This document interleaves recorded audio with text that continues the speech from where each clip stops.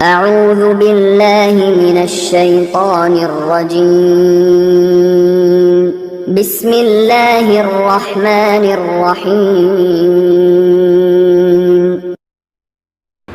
الحمد لله رب العالمين والعاقبة للمتقين والصلاة والسلام على سيد الأنبياء والمرسلين وعلى آله وأصحابه وأهل بيته وأمته أجمعين أما بعد فقد قال الله تعالى في القرآن العظيم والفرقان المجيد بعد أعوذ بالله من الشيطان الرجيم بسم الله الرحمن الرحيم وكذلك جعلناكم أمة وسطا لتكونوا شهداء على الناس ويكون الرسول عليكم شهيدا صدق الله العلي العظيم وقال رسول الله صلى الله عليه وسلم أنتم شهداء الله في الأرض أو كما قال رسول الله صلى الله عليه وسلم صدق الله العلي العظيم وصدق رسوله النبي الكريم ونحن على ذلك من الشاهدين والشاكرين والحمد لله رب العالمين يا رب بالمصطفى بلغ مقاصدنا واسمح لنا ما مضى واغفر لنا ما مضى يا واسع الكرم رب اشرح لي صدري ويسر لي امري واحلل عقدة من لساني يفقهوا قولي ربي يسر ولا تعسر وتمم بالخير والسعادة برحمتك يا ارحم الراحمين والحمد لله رب العالمين.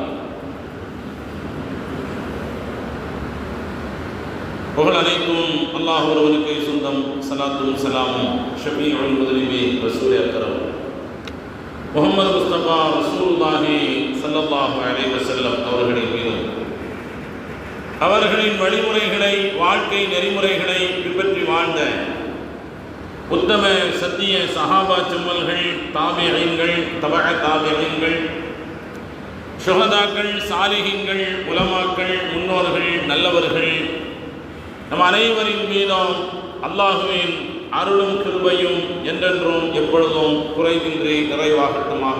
ஆமீன் ஆமீன். கண்ணியத்திற்குரிய பெரியோர்களே, சகோதரர்களே, ஜமாத்தார்களே, உங்கள் அனைவருக்கும் என் அன்பார்ந்த அஸ்ஸலாமு அலைக்கும் வரஹ்மத்துல்லாஹி தஆலா வ பரகாத்துஹு. பரக்கத் மிகுந்த இந்த ஜும்மாவுடைய நாளில் அல்லாஹுவின் பேரருளையும் மன அமைதியையும் வாழ்வில் வசந்தத்தை பெற்றுத்தரக்கூடிய இறை இல்லமாம் பள்ளிவாசலில் அல்லாஹ் நம் அனைவரையும் ஒன்று சேர்த்ததை போன்று நாளை மறுமையிலும் பாவங்களெல்லாம் மன்னிக்கப்பட்டவர்களாக, நரகத்தை விட்டு பாதுகாக்கப்பட்டவர்களாக, பரிசுத்தமானவர்களாக உயர்ந்த சொர்க்கமாம் ஜன்னத்துல் ஃபிர்தௌஸில் அல்லாஹ் நம் அனைவரையும் ஒன்று சேர்த்து நல்லருள் புரிவானாக. ஆமீன் ஆமீன். இந்த துஆவோடு இந்த வார ஜும்மாவின் தலைப்பாக மக்கள் தீர்ப்பு மதிக்கப்பட வேண்டும் என்ற தலைப்பின் கீழ் ஒரு சில செய்திகளை ஷரியத்தினுடைய அடிப்படையில் உங்களோடு பகிர்ந்து கொள்ள நான் ஆசைப்படுகிறேன். கண்ணியத்திற்குரியவர்களே, உம்மத்தே முஹம்மதியா என்று சொல்லப்படுகின்ற இந்த சமுதாயத்திற்கு ரெண்டு அழகான சிறப்பு பெயர்கள் உண்டு. முதலாவது உம்மத்தம் வசத்தா, நடுநிலை சமுதாயம் என்று ஒரு பெயர் உண்டு. எந்த விஷயமாக இருந்தாலும் நடுநிலையான பார்வையிலே பார்க்கின்ற பொழுதுதான் நியாயம் தென்படும்.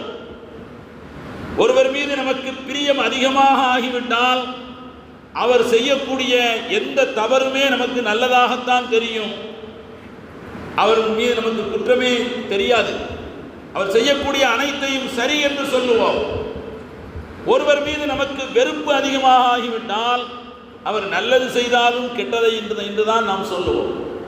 அதனால்தான் தமிழிலே ஒரு வார்த்தை சொல்வார்கள், விருப்பு வெறுப்பு இல்லாமல், காய்தல் உபத்தல் இல்லாமல் நடுநிலையோடு ஒரு விஷயத்தை பார்க்கின்ற பொழுதுதான் எது சரி எது தவறு என்கிற பார்வை என்ற சிந்தனை நமக்கு வெளிப்படும். இந்த சமுதாயத்திற்கு ஒரு பெயர் நடுநிலை சமுதாயம். இன்னொரு வார்த்தையில் சமநிலை சமுதாயம் என்று அல்லாஹ் அறிமுகப்படுத்துகிறான் குர்ஆன் ஷரீஃபில். இன்னொரு சிறப்பு பெயர் இருக்கிறது. நாமெல்லாம் பூமியிலே அல்லாஹுவின் சாட்சியாளர்கள், ஷுஹதாவுல்லாஹி ஃபில் அர்தி.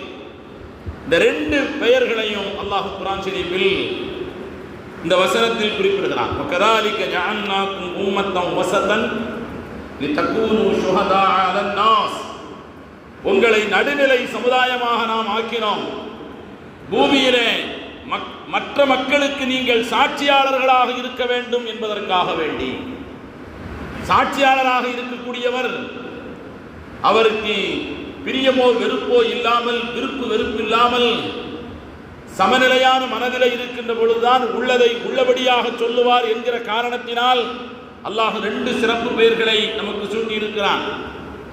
நாளை மறுமையிலும் நூஹ் அலைஹிஸ்ஸலாத்து வஸ்ஸலாம் அவர்கள் நமக்கு முன்னால் எத்தனையோ ஆயிரம் ஆண்டுகளுக்கு முன்னால் வாழ்ந்தவர்கள்.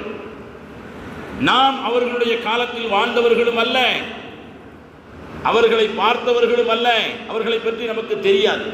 குர்ஆனும் ஹதீஸும் நபியும் சொல்வதை வைத்து தெரிந்து கொள்கிறோம். ஆனால் நாளை மறுமையில் நூஹ் அலைஹிஸ்ஸலாத்து வஸ்ஸலாம் அவர்களை அல்லாஹ் விசாரிப்பான்.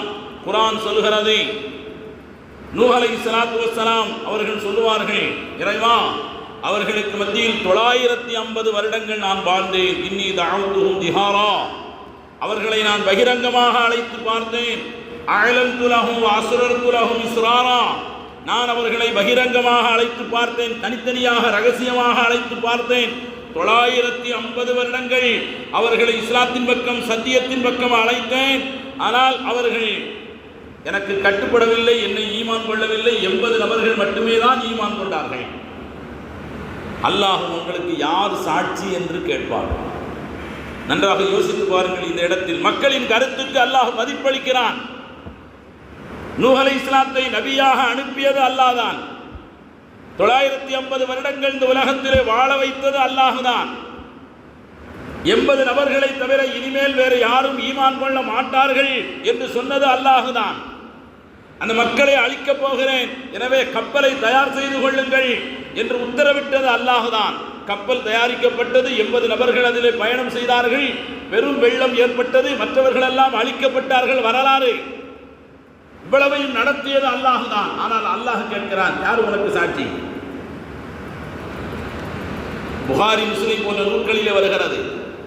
நூஹ் அலைஹிஸ்ஸலாத்து வஸ்ஸலாம் அவர்கள் சொல்வார்கள், முஹம்மதுன் வ உம்மத்துஹு, முஹம்மது ஸல்லல்லாஹு அலைஹி வஸல்லம் அவர்களும் அவர்களுடைய சமுதாயத்தவர்களும் என்று சொல்கிற பொழுது அல்லாஹ் நம்மை அழைப்பான்.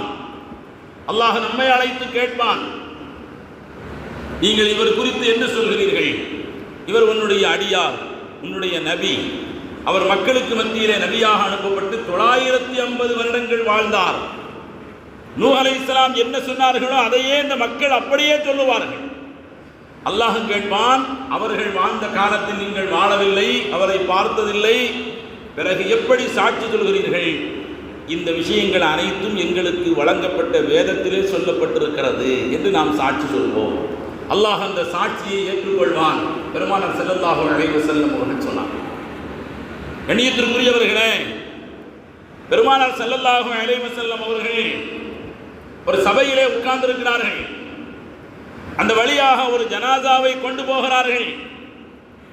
மக்கள் எல்லாம் இறந்து போன கொண்டு போகப்படுகின்ற அந்த ஜனாசாவை பார்த்து, நல்ல மனிதர், எல்லோருக்கும் உதவி செய்வார், மகத்தான மாமனிதர், ஒரு வபாத்தாகிவிட்டார், ஒரு இழப்பு தான், எல்லோருக்கும் இழப்பு தான் என்று சொல்கிறார்கள். மக்கள் கருத்துக்களை பரிமாறுகிறார்கள். நபி ஸல்லல்லாஹு அலைஹி வஸல்லம், வஜபத், கட்டாயமாகிவிட்டது என்று சொன்னார். கொஞ்ச நேரத்தில் இன்னொரு ஜனாசா போகிறது. அப்பொழுது மக்கள் எல்லாம் இப்போ கொண்டு போகின்ற ஜனாசாவை பார்த்து, கெட்ட மனிதன், யாருக்கும் எந்த உதவியும் செய்ய மாட்டான், வாழுகின்ற காலத்தில் எல்லோருக்கும் கெடுதி செய்து கொண்டிருந்தார், இவர் இறந்தது நல்ல விஷயம்தான் என்று மக்கள் சொன்னார்கள்.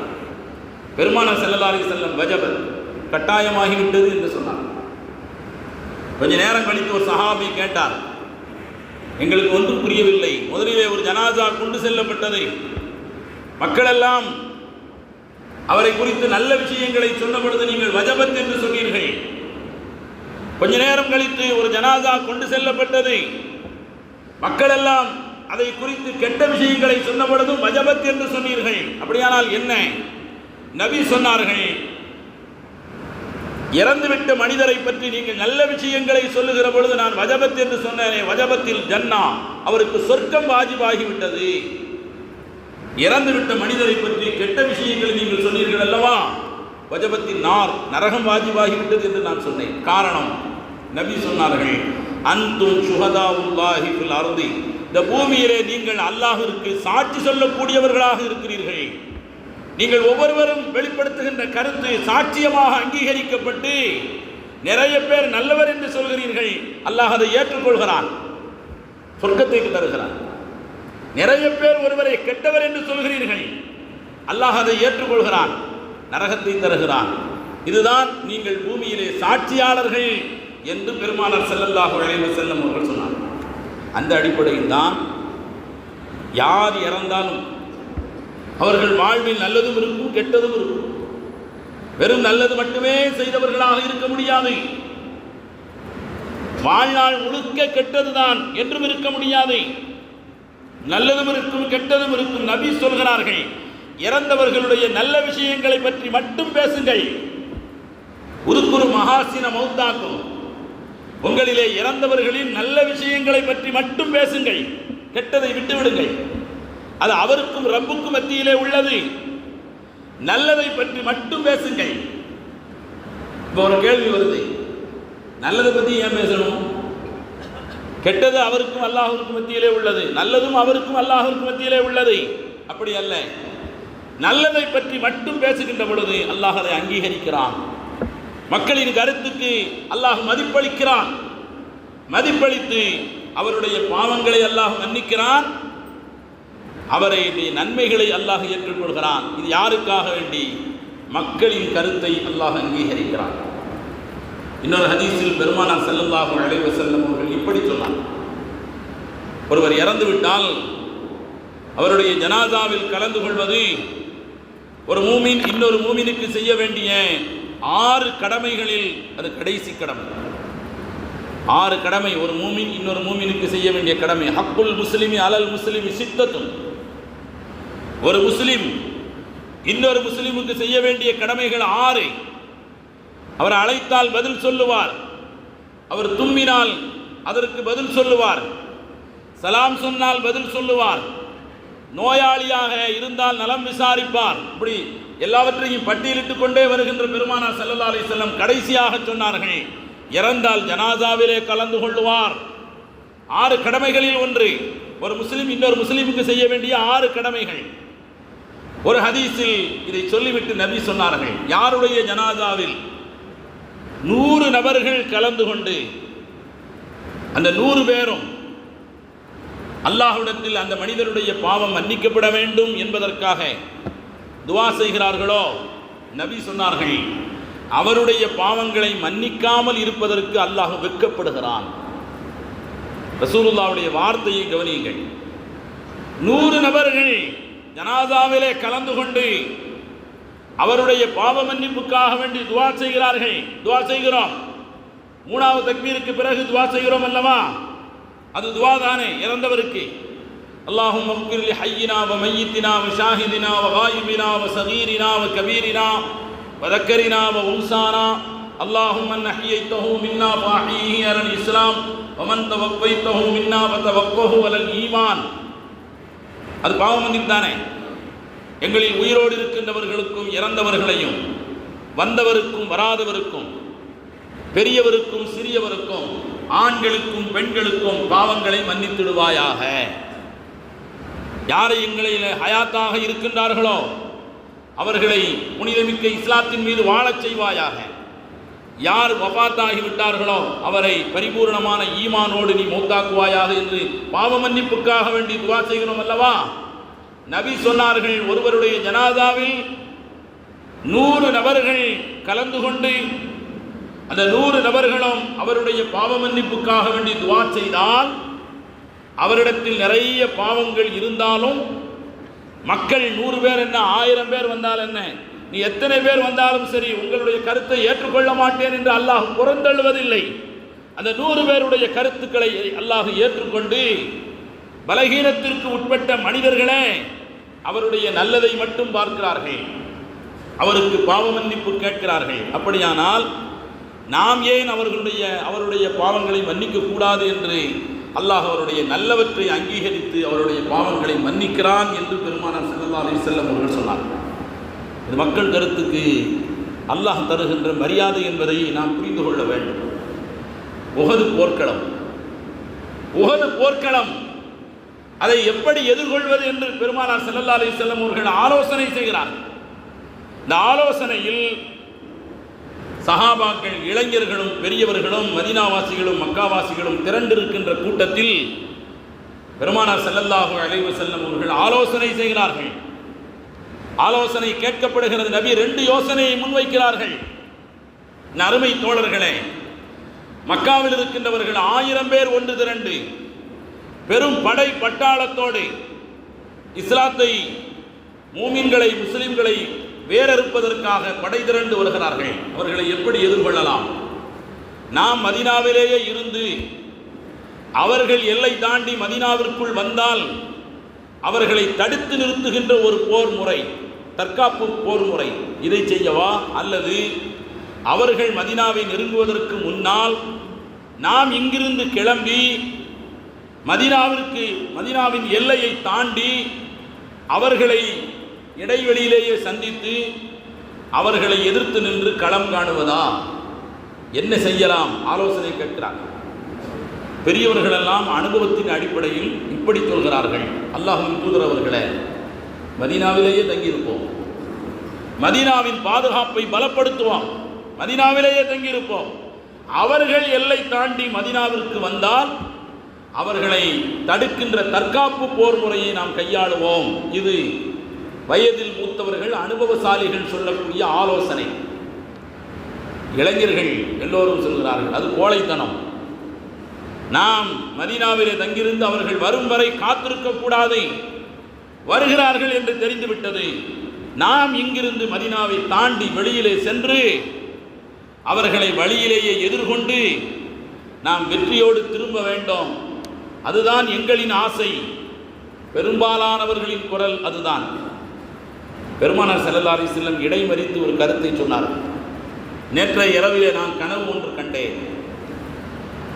என்னுடைய கனவிலே ஒரு கொழுத்த ஆடு, அது அறுக்கப்பட்டு அதனுடைய இறைச்சி, எலும்பு எல்லாம் சின்னாபின்னப்படுத்தப்படுவதை நான் கனவிலே கண்டேன் என்று சொல்கிறார்கள். சம்பந்தமில்லாமல் போர் சம்பந்தப்பட்ட இந்த ஆலோசனை கூட்டத்தில் கனவை பற்றி ஏன் சொல்கிறார்கள் என்றால் சம்பந்தம் இருக்கிறது. நபியினுடைய கனவு நீங்கள் பார்க்கின்ற, நான் பார்க்கின்ற கனவை போன்று சாதாரணமானது அல்ல. அது அல்லாஹ்வுடைய உத்தரவு, அல்லாஹ் தருகின்ற முன்னெச்சரிக்கை நடவடிக்கை. எனவே இந்த போர்க்களத்திலே பெருத்த சேதம் உண்டு, நம்முடைய தரப்பிலே ஒரு பெரிய சேதம் ஏற்படும் என்பதை பெருமானார் ஸல்லல்லாஹு அலைஹி வஸல்லம் அவர்கள் சூசகமாக உணர்த்துகிறார்கள். ஆனால் பெரியவர்கள் அதை புரிந்து கொண்டார்கள். இளைஞர்கள் இல்லை, நாம் மதீனாவிற்கு வெளியிலே சென்றுதான் போர்க்களம் களம் காண வேண்டும் என்று சொன்ன பொழுது பெருமானார் ஸல்லல்லாஹு அலைஹி வஸல்லம், சரி, பெரும்பாலான மக்களின் முடிவு அது என்றால் அதற்கு நான் கட்டுப்படுகிறேன் என்று சொன்னவர்களாக ஆலோசனை முடிந்து தன்னுடைய வீட்டிற்கு சென்று குளித்து வேறு ஆடை அணிந்து பெருமானார் ஸல்லல்லாஹு அலைஹி வஸல்லம் போர்க்களத்திற்கு தயாராக உருக்கு சட்டை, கவச ஆடையெல்லாம் அணிந்து வாளுடனும் கேடயத்துடனும் ஆயுதங்களோடும் நபி ஸல்லல்லாஹு அலைஹி வஸல்லம் தன் இல்லத்தை விட்டு வெளியே வருகிறார்கள். இதற்கிடையே அந்த இளைஞர்களை சந்தித்த பெரியவர்கள் பெருமானார் ஸல்லல்லாஹு அலைஹி வஸல்லம் அவர்கள் ஆலோசனை கூட்டத்தில், நீங்கள் இப்படி நடந்து கொண்டீர்களே, ரசூலுல்லாஹ்வுடைய எண்ணமும் ஆசையும் மதீனாவிற்கு உள்ளே இருந்து தற்காப்பு போர் நடத்த வேண்டும் என்பதுதான் ரசூலுல்லாஹ்வுடைய ஆசை. அதை வெளிப்படையாக தெரிவித்தார்கள். மறைமுகமாக தன்னுடைய கனவு இப்படி இருக்கிறது என்றெல்லாம் சொன்னார்கள்.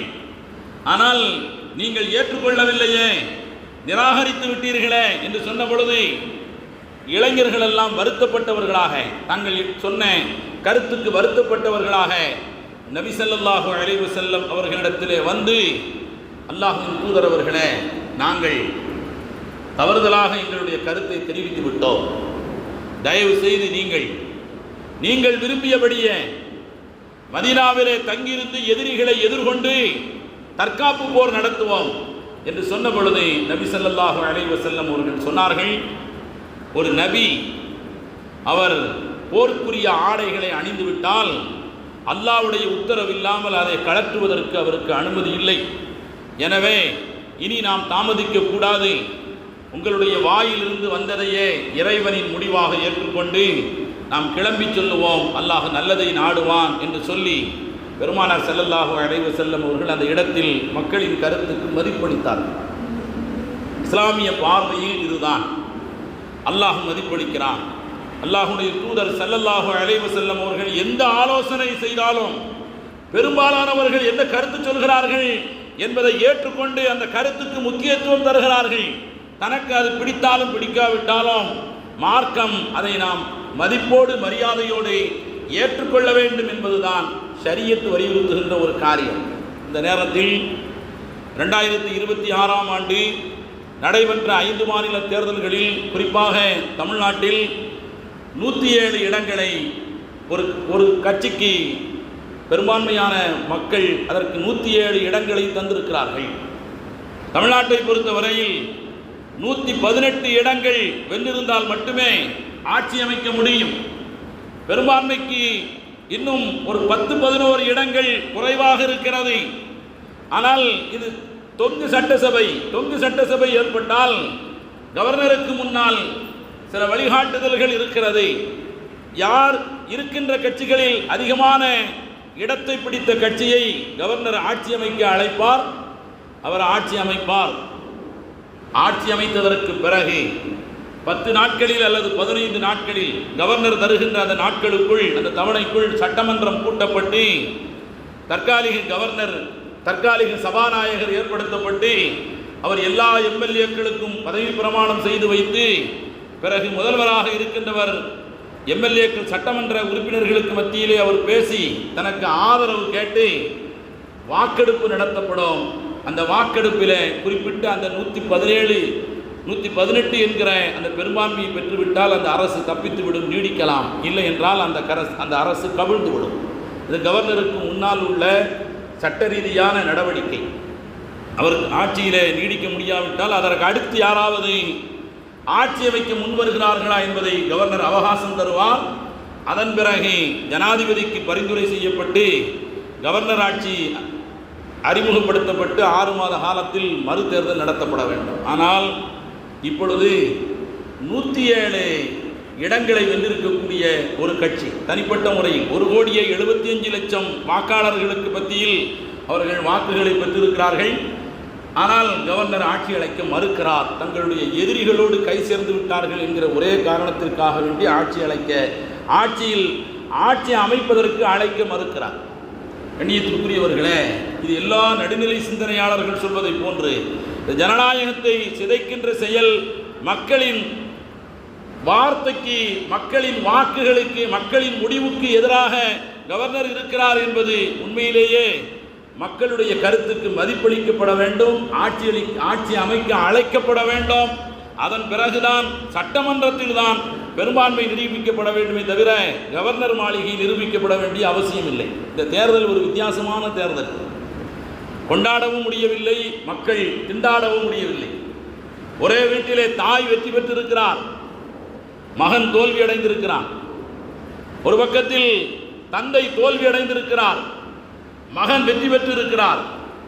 ஆசிரியர் வெற்றி பெற்றிருக்கிறார், மாணவர் தோல்வி அடைந்திருக்கிறார். வெற்றியும் தோல்வியும் என்பது மனித வாழ்வில் அது யதார்த்தம் என்பதை இந்த தேர்தல் எல்லோருக்கும் ஒரு பாடமாக அமைந்திருக்கிறது.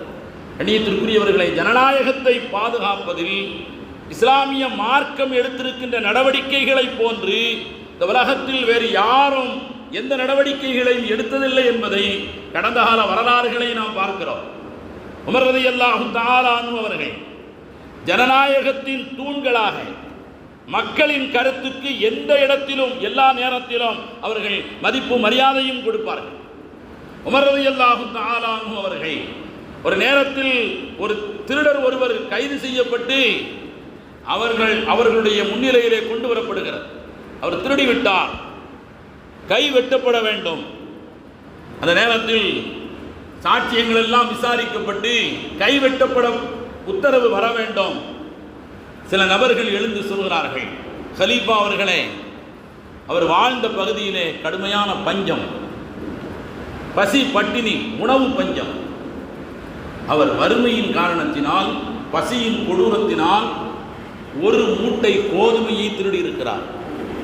அவர் திருடிய அறையில இன்னும் ஏராளம் தங்கம் வெள்ளி எல்லாம் இருக்கிறது, அதை அவர் எடுக்கவில்லை. ஒரு மூட்டை கோதுமையை மட்டுமே அவர் எடுத்திருக்கிறார். அவர் பசியின் காரணத்தினால், வறுமையின் காரணத்தினால் திருடி இருக்கிறாரே தவிர வசதியான வாழ்க்கைக்கு, சொகுசான வாழ்வுக்கு ஆசைப்பட்டு திருடி இருந்தால் அந்த அறையில் இருக்கக்கூடிய தங்கத்தை வெள்ளியை அவர் திருடி இருக்க வேண்டும்.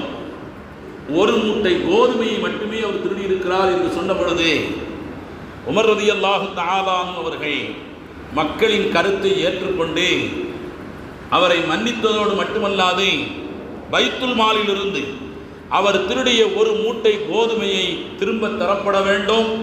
அந்த பகுதி மக்களுக்கு எல்லா விதமான உணவு, அவர்களுடைய பஞ்சம் போக்குவதற்கு தேவையான எல்லா உதவிகளும் செய்யப்படும்.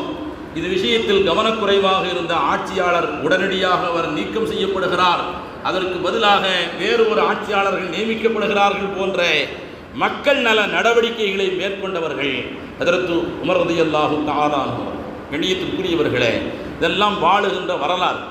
உமர் இப்னு அப்துல் அசீஸ் ரஹ்மத்துல்லாஹி அலைஹி அவர்கள் தன்னுடைய கவர்னர்களுக்கு இப்படி தபால் எழுதுவார்கள், நீங்கள் செய்கின்ற தவறு அது உங்களோடு முடிந்து விடாது, உங்கள் எல்லோருக்கும் ஜனாதிபதியாக இருக்கக்கூடிய நாம் செய்கின்ற தவறு, நீங்கள் செய்கின்ற தவறு அது உங்களோடு முடிந்து விடாது, அந்த தவறினுடைய ஒட்டுமொத்த பாரமும் அது என்னை அழுத்தும், எனவே நீங்கள் எச்சரிக்கையாக இருங்கள், கவனமாக இருங்கள் என்று ஹஜ்ரத் உமர் இப்னு அப்துல் அசீஸ் ரஹ்மத்துல்லாஹி அலைஹி தன்னுடைய ஆட்சியாளர்களுக்கு அவர்கள் தபால் எழுதிய வரலாறையும் இஸ்லாமிய வரலாறாக நாம் பார்க்கிறோம். நம்முடைய நாயகம் ரசூலுல்லாஹி ஸல்லல்லாஹு அலைஹி வஸல்லம் அவர்கள் யமன் நாட்டிற்கு கவர்னராக தன்னுடைய அருமை தோழர் ஹஜ்ரத் முஆத் இப்னு ஜபல் ரலியல்லாஹு தஆலா அன்ஹு அவர்களை அனுப்புகின்ற பொழுது இப்படி சொல்லுவார்கள். ஜகாத்தை குறித்து சொல்லுகிற பொழுது பணக்காரர்களிடம் முறையாக பெற்று ஏழைகளிடம் கொண்டு போய் சேர்க்க வேண்டும் என்பது மட்டுமல்ல, ஏழ்மை இல்லாத, பசி இல்லாத, நிம்மதியான ஒரு தேசத்தை உருவாக்குவது உன்னுடைய கடமை என்று 20 வயது இளைஞராக இருக்கின்ற முஆத் இப்னு ஜபல் ரலியல்லாஹு தஆலா அன்ஹு அவர்களிடத்தில் நாயகம் ரசூலுல்லாஹி ஸல்லல்லாஹு அலைஹி வஸல்லம் அவர்கள் ஒப்படைத்தார்கள். அவர் அதை பெருமானார் ஸல்லல்லாஹு அலைஹி வஸல்லம் அவர்கள் சொன்னதை போன்றே 6 ஆண்டுகளில் அதை நிறைவேற்றி முடித்தவராக வரலாற்றிலே அவருடைய ஆட்சியை பொற்கால ஆட்சி என்று வரலாற்று ஆசிரியர்கள் பதிவு செய்கிறார்கள். கண்ணியத்திற்குரியவர்களே, ஜனநாயகத்தை, ஜனநாயகத்தின் மாண்புகளை, மக்களின் கருத்துக்கு மதிப்பளிப்பதை, விருப்பு வெறுப்பு இல்லாமல் நடக்க வேண்டும் என்பதை இஸ்லாமிய மார்க்கம் சொன்னதை போன்று வேறு யாரும் சொன்னது. அல்லாஹ் குர்ஆன் ஷரீஃபில் ஒரு வசனத்தில் ரொம்ப அழகாக சொல்லுவான், வலா யஜ்ரிமன்னக்கும் ஷனஆனு கௌமின் அலா அல்லா தஅதிலு யஅதிலு ஹுவ அக்ரபு லித்தக்வா.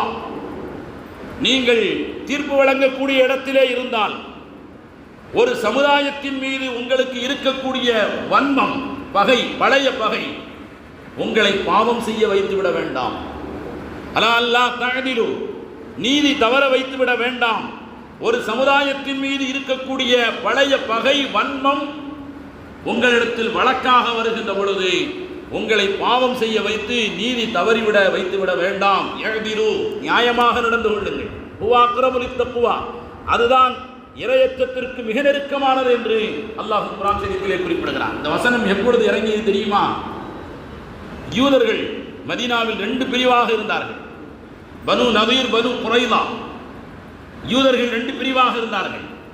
இந்த பனு நதீர், பனு குரைலா இவர்களுக்கு மத்தியில் மதீனாவின் பூர்வீக குடிமக்கள் அவுஸ், ஹஸ்ரஜ் என்று 2 பிரிவாக இருந்தார்கள். இந்த பனு நதீர் அவுஸ் என்ற கூட்டத்தாரிடத்திலும், இந்த பனு குரைலா ஹஸ்ரஜ் என்ற கூட்டத்தாரிடத்திலும் ஒப்பந்தம் செய்து வாழ்ந்த பொழுது அவர்களுக்கு மத்தியில் பிரச்சனை ஏற்பட்ட பொழுது அந்த பிரச்சனையை தீர்க்கின்ற அந்த வாய்ப்பு நபி ஸல்லல்லாஹு அலைஹி வஸல்லம் அவர்களிடத்தில் வந்தது. இந்த உலகத்தில் நபி ஸல்லல்லாஹு அலைஹி வஸல்லம் அவர்களை போன்று நேர்மையானவர்கள் யாரும் இருக்க முடியாது. நபியிடத்தில் அந்த வழக்கு வருகிறது, நாளை விசாரிக்க போகிறார்கள். அன்றைய இரவு இந்த வசனம் அல்லாஹ் இறக்குகிறார். யூதர்கள் காலமெல்லாம் முஸ்லிம்களுக்கு விரோதிகள் தான். ஒரு நாளும் யூதர்கள் முஸ்லிம்களுக்கு ஒரு நன்மையும் செய்ததில்லை. ஆனால் நாளை வழக்கு வருகிறது, வழக்கை நீங்கள் வழக்காக பார்க்க வேண்டும். வழக்கினுடைய ஒரு வாதி பிரதிவாதிகளில் ஒரு கூட்டத்தார்கள் நமக்கு பரம்பரை எதிரிகள். எனவே அவர்களுக்கு எதிராக தீர்ப்பு சொல்ல வேண்டும் என்று தயவு செய்து நீங்கள் நியாயம் தவறிவிட வேண்டாம் என்று அல்லாஹ் யாரை பார்த்து சொல்கிறான்? அருமை நாயகம் ரசூலுல்லாஹி ஸல்லல்லாஹு அலைஹி வஸல்லம் அவர்களை பார்த்து சொல்லுகிறான். கண்ணியத்திற்குரியவர்களே, அப்படியானால் இந்த நாட்டில் ஜனநாயகத்தை, மக்களின் கருத்துக்களை, ஜனநாயகத்தின் குரலை, ஜனநாயகத்தின் விழுமியங்களை பாதுகாக்கின்ற ஒரு வழிமுறைகளை இஸ்லாமிய மார்க்கம் சொன்னதை போன்று இந்த உலகத்தில் வேறு யாரும் சொன்னதில்லை. அதனால்தான் சட்ட அமைச்சராக இருந்த அண்ணல் அம்பேத்கர் ரொம்ப அழகாக சொல்லுவார். அம்பேத்கர் அவர்கள் பொது சிவில் சட்டத்திற்கு ஆதரவு தந்தார் என்று பலரும் அதை சரியாக முழுமையாக புரிந்து கொள்ளாமல் அவர் மீது ஒரு குற்றச்சாட்டு வைக்கப்படும். அவர் அதை சொன்னது எந்த மாநாட்டில் தெரியுமா? பாகிஸ்தானுடைய லாகூர் மாநாட்டில். திருக்குரான் மாநாடு 3 நாள் மாநாடு நடந்த பொழுது 3வது நாள் நிறைவுரைக்கு அம்பேத்கர் அழைக்கப்பட்டார். அப்பொழுது அம்பேத்கர் சொன்ன வார்த்தை, குர்ஆன் சொல்லக்கூடிய சட்டதிட்டங்கள், குர்ஆன் பேசுகின்ற நீதி, நேர்மை, நியாயம், இது எல்லா மக்களுக்கும் கிடைக்க வேண்டும், எல்லா மக்களுக்கும் ஒரே சட்டமாக இருக்க வேண்டும், காமன் சிவில் கோடு என்பதை அவர் அந்த இடத்தில் தான் சொல்கிறார். குர்ஆனை பற்றி விரிவாக விளக்கமாக ரொம்ப வியந்து பாராட்டிவிட்டு இதே சட்டம் எல்லோருக்கும் காமன் சிவில் கோடாக வர வேண்டும் என்று அம்பேத்கர் அவர்கள் சொன்னதை, அது மட்டுமல்ல, இந்தியாவினுடைய சட்டங்களை உருவாக்கிய அவர் சொல்லுகின்ற பொழுது 17 இடங்களில் திருக்குரான் எனக்கு பக்கபலமாக இருந்திருக்கிறது, எனக்கு வழிகாட்டி இருக்கிறது என்று அம்பேத்கர் சொன்ன கருத்துக்களை நாம் ஞாபகத்தில் கொள்ள வேண்டும். அல்லாஹும் ரசூலும் மார்க்கமும் ஜனநாயகத்தின் மீது, நீதியின் மீது, நியாயமான பார்வையின் மீது ஒவ்வொரு முஸ்லீமும் எப்படி நடந்து கொள்ள வேண்டும் என்று வழிகாட்டுகிறது. அல்லாஹு தஆலா அந்த மார்க்கத்தின் கருத்துக்களை முழுமையாக உள்வாங்கிக் கொள்ளக்கூடிய நல்ல தௌஃபீக்கை அல்லாஹ் நம் அனைவருக்கும் தந்தருள் புரிவானாக. ஆமீன். வாஹிர் தாவானா அல்ஹம்துலில்லாஹி ரப்பில் ஆலமீன். அஸ்ஸலாமு அலைக்கும் வரஹ்மத்துல்லாஹி தஆலா வபரகாத்துஹு.